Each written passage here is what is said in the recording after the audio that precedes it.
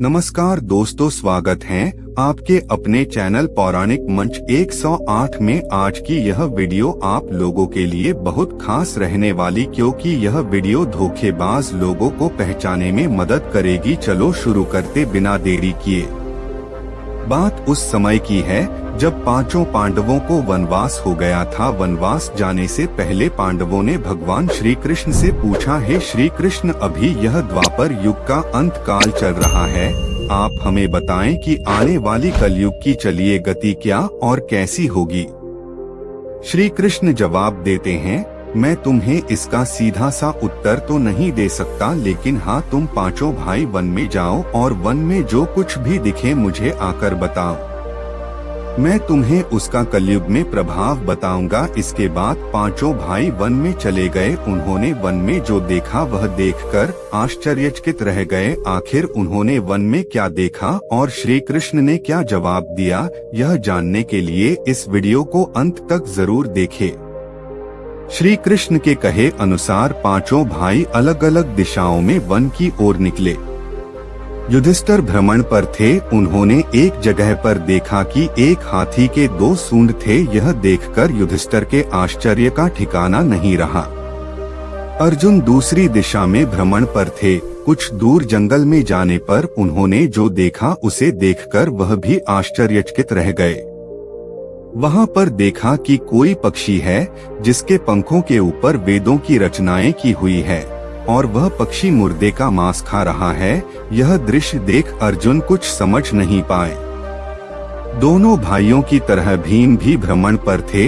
उन्होंने जो देखा वह भी आश्चर्यचकित रह गए। उन्होंने देखा कि गाय ने एक बछड़े को जन्म दिया, लेकिन जन्म के बाद में गाय बछड़े को इतना चाट रही है कि उसका बछड़ा लहूलुहान हो गया है। सहदेव भी भ्रमण पर थे तो उन्होंने चौथा आश्चर्य देखा। उन्होंने देखा कि 6 से 7 कुएं हैं जिसमें पानी है और बीच का एक कुआं खाली है। बीच का कुआं काफी गहरा होते हुए फिर भी पानी नहीं है। घोर आश्चर्य हुआ, ऐसे कैसे हो सकता है। नकुल भी भ्रमण पर थे और उन्होंने एक आश्चर्यजनक घटना देख एक पहाड़ के ऊपर से एक बड़ी सी चट्टान लुढ़कते हुए नीचे आ रही है। वे कितने ही वृक्षों से टकराकर उनको नीचे गिराते हुए वे आगे बढ़ जाती है। विशालकाय वृक्ष भी उस रोक ना सकें। इसके अलावा यह चट्टान कितनी ही अन्य चट्टानों के साथ टकराई, फिर भी वह उसे रोक नहीं सके। अंत में वह एक अत्यंत छोटे पौधे का स्पर्श होते ही स्थिर हो गई। इसके बाद पांचों भाई एकत्रित हुए और शाम को भगवान श्री कृष्ण को अपने अनुभव सुनाए। सबसे पहले युधिष्ठिर ने कहा, मैंने तो पहली बार 2 सूंड वाला हाथी देखा। यह मेरे लिए तो बहुत ही आश्चर्यजनक था। भगवान श्री कृष्ण कहते हैं, धर्मराज, अब तुम कलिकाल की सुनो। कलयुग में ऐसे लोगों का राज्य होगा जो दोनों ओर से शोषण करेंगे, बोलेंगे कुछ और करेंगे कुछ और, मन में कुछ और होगा और कर्म कुछ और। ऐसे ही लोगों का कलयुग में राज होगा। तुम कलयुग आने से पहले तक राज्य कर लो। युधिष्ठिर के बाद अर्जुन ने कहा, मैंने जो देखा है वह तो कहीं ज्यादा आश्चर्यजनक था। मैंने देखा कि एक पक्षी के पंखों पर वेदों की रचनाएं लिखी हुई है, पर वह पक्षी मुर्दे का मांस खा रहा है। श्री कृष्ण कहते हैं, कलयुग में ऐसे लोग रहेंगे जो बड़े ज्ञानी कहलाएंगे, विज्ञान की चर्चा करेंगे, लेकिन उनके आचरण राक्षसी होंगे। वह बड़े पंडित और विद्वान कहलाएंगे, किंतु यह देखते रहेंगे कि कौन सा मनुष्य कब मरे और हमारे नाम से संपत्ति कर जाए। हे अर्जुन, संस्था के व्यक्ति विचार करेंगे कौन सा मनुष्य मरे और संस्था हमारे नाम पर हो जाए। हर जाति धर्म पर प्रमुख पदों पर बैठे विचार करेंगे कि कब किसका श्राद्ध हो और कौन कब किस पद से हटे और हम उस पर चढ़ जाए। चाहे कितने भी बड़े लोग हो, परंतु उनकी दृष्टि धन और पद के ऊपर ही रहेगी। ऐसे लोगों की ही बहुतायत होगी। अर्जुन के बाद भीम ने अपना अनुभव सुनाया। भीम ने कहा कि गाय अपने बछड़े को इतना चाटती है कि बछड़ा लहूलुहान हो जाता है। श्री कृष्ण कहते हैं, कलयुग का मनुष्य शिशुपाल हो जाएगा। कलयुग में माओ की बच्चों के लिए ममता इतनी बढ़ जाएगी, उन्हें अपने विकास का अवसर ही नहीं मिलेगा। मोह माया में ही घर बर्बाद हो जाएगा। किसी का बेटा घर छोड़कर साधु बनेगा तो हजारों व्यक्ति दर्शन करेंगे।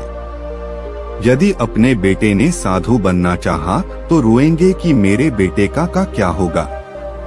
इतनी ज्यादा ममता होगी कि उसे मोह माया और परिवार में ही बांध कर रखेंगे। उसका जीवन वहीं खत्म हो जाएगा। वास्तव में लड़के तुम्हारे नहीं है, वह तो बहुओं की अमानत है और लड़कियां जमाई यो की अमानत है और तुम्हारा यह शरीर मृत्यों की अमानत है। तुम्हारी आत्मा परमात्मा की अमानत है। इसलिए तुम्हारा अपने शाश्वत संबंध को जानना आवश्यक है। भीम के बाद सहदेव ने पूछा, हे श्री कृष्ण, मैंने जो देखा, मैंने यह देखा कि 5-7 बड़े कुओं के बीच एक गहरा कुआं बिल्कुल खाली है। जबकि ऐसा संभव कैसे हो सकता है? भगवान श्री कृष्ण ने जवाब में कहा, कलयुग में लड़की के विवाह में, मकान के उत्सव में, छोटे बड़े उत्सवों में तो लाखों रुपए खर्च कर देंगे, परंतु पड़ोस में ही यदि कोई भूखा प्यासा मर रहा होगा तो यह नहीं देखेंगे कि उसका पेट भरा है या नहीं।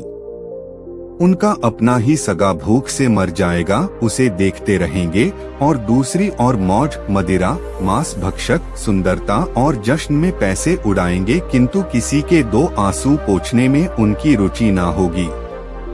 कहने का तात्पर्य यह है कि कलयुग में अन्न के भंडार होंगे, लेकिन लोग भूख से मरेंगे। सामने बंगले में ऐशो आराम चल रहे होंगे, लेकिन पास की झोपड़ी में आदमी भूख से मर जाएगा। एक ही जगह पर असमानता अपने चरम पर होगी।